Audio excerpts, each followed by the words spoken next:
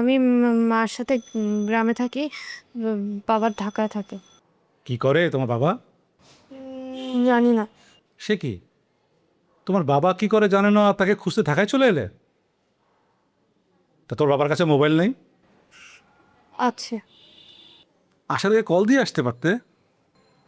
বাবা ফোন ধরে না, তাই বাবার সাথে দেখা করে বাবার কাছ থেকে একটা কথা জানতে এসেছি। ও, কি কথা? বলো কি কথা? আমাদের এবার কোরবানি দেওয়ার কথা ছিল, কিন্তু শেষ পর্যন্ত কোরবানি দেওয়া হবে না।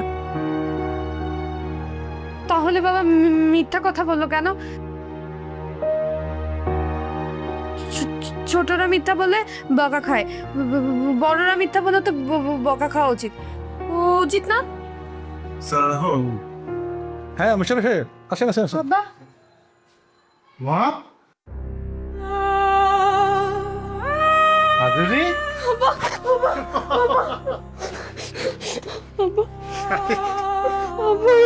আরে এই তুই ঢাকায় কেমনে, কি জন্য আসছিস তুই এখানে, কি করছিস তুই? আরে বসুন বসুন, বলছি বলছি, বয় বসুন। আপনার মেয়েকে আপনি নাকি একটা মিথ্যা কথা বলেছেন। কেন মিথ্যা কথা বলেছেন সেটা জবাব নিতে আপনার মেয়ে গ্রাম থেকে শহরে চলে এসেছে। Thank you sir. আরে না না, আমাকে থ্যাংক ইউ দিতে হবে না। ওই যে ওই কন্ট্রাক্টর সাহেব আর ওই ভদ্রলোক ছিলেন, ওনাদেরকে থ্যাংক ইউ দিন।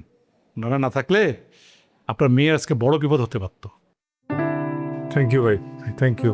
হ্যাঁ, এটা আসলে আমাদের দায়িত্ব ছিল। তো স্যার তাহলে আমরা আসি স্যার।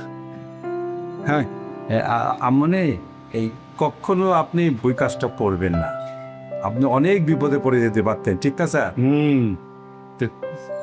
স্যার আপনার মেয়েটা খুব ভালো স্যার, ওকে একটু ভালোবাসা দিয়ে স্যার। আসি স্যার। আসসালামু আলাইকুম। শরীফ সাহেব, আপনি জীবনে কোনো ভালো কাজ করেছিলেন, যে পুণ্যের কাজের বদলতে আজকে আপনার মেয়ে কঠিন বিপদ থেকে বেঁচে গেল। ও ভালো কথা, যে জন্য আপনাকে ডেকেছি। এই যে নিন আপনার টাকা আর খবর, দেখুন সব ঠিকঠাক আছে কিনা। আশা করছি আপনি আপনার কোরবানির টাকা ঠিক সময় মতো জমা দিতে পারবেন। আল্লাহ আপনার কোরবানি কবুল করুন।